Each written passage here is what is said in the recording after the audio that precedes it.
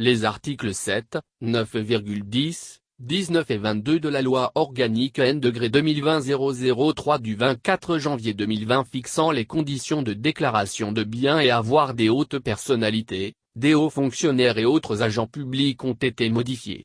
Le seuil des biens et avoirs à déclarer a été supprimé alors que le gouvernement a introduit une déclaration par Internet et la possibilité pour le Conseil des ministres d'orienter l'application de cette loi.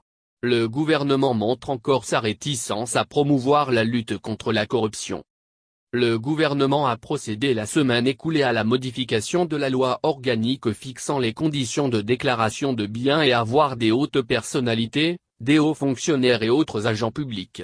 Les modifications portent sur les articles 7, 9, 10, 19 et 22 de la dite loi.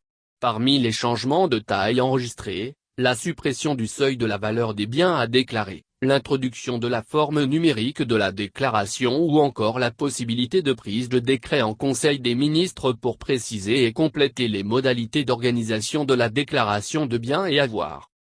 Pour être plus précis, l'article 9 nouveau porte la suppression du seuil des biens et avoirs à déclarer alors que dans l'ancienne mouture de la loi, les biens et avoirs valant 200 000 FCFA ou plus doivent être déclarés. Sont obligatoirement déclarés les biens et avoirs d'une valeur supérieure à 200 000 francs CFA, précise l'ancien article.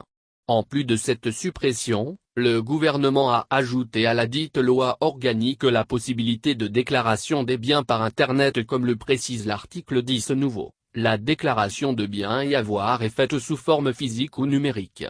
Enfin, l'ancien article 22 qui dispose, la présente loi organique sera exécutée comme loi de l'État, et remplacée par un autre dans lequel il est dit que des décrets en Conseil des ministres précisent et complètent, au besoin, les modalités d'organisation de la déclaration de biens et avoirs. Était-ce encore nécessaire de procéder à une relecture de cette loi dont le processus est lancé il y a bientôt 2 ans? D'aucuns diront oui, mais en réalité, la plupart des modifications apportées ne contribuent pas forcément à la consolidation du processus de déclaration des biens et avoirs. Déjà, la suppression du seuil de la valeur des biens et avoirs à déclarer crée une situation de confusion, puisque les personnes assujetties à cette déclaration ne sauront plus sur quel pied danser. Certes, une brèche a été ouverte par la possibilité de compléter la dite loi par la prise de décret en Conseil des ministres, mais cela montre en réalité que Forgnal-Simbé et comparses n'ont pas encore décidé. Que cacher? Que déclarer? Telle est sans doute l'équation à laquelle ils sont confrontés. Et pour couper court, ils ont décidé de laisser cette partie en suspens, quitte à la compléter quand ils auront les idées plus claires. Mais il y a un réel danger, c'est que le Conseil des ministres ne décide jamais d'une assiette des biens et avoirs et laisse les personnes concernées décider elles-mêmes.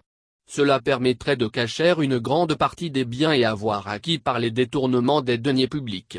L'hypothèse d'un seuil trop élevé est également envisageable. Le Conseil des ministres aura tout le loisir pour décider en faisant attention au patrimoine de qui on sait. Que dire de la déclaration en ligne? C'est tout simplement hallucinant. Selon la loi, le déclarant établit une déclaration initiale de patrimoine dans les 90 jours de sa prise de fonction. Une nouvelle déclaration initiale est établie, dans les mêmes conditions, à chaque nouveau mandat ou fonction intervenant en cours d'année. La déclaration finale doit intervenir dans les 90 jours suivant la cessation du mandat ou des fonctions, renseigne l'article 11. Pourquoi introduire une déclaration en ligne si le déclarant dispose de 3 mois pour se plier à cette obligation, d'autant plus qu'il a la possibilité de mandater une tierce personne pour le faire. Les députés et le gouvernement font preuve d'une légèreté légendaire.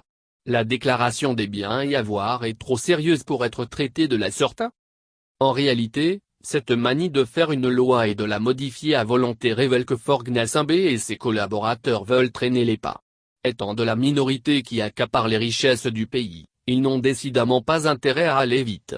Pourtant, ils ne cessent de chanter leur prétendue volonté de lutter contre la corruption. Et puis, dans d'autres pays, les plus hautes autorités rendent public leur patrimoine. Au Togo, il est soigneusement dissimulé, sans doute parce que mal acquis.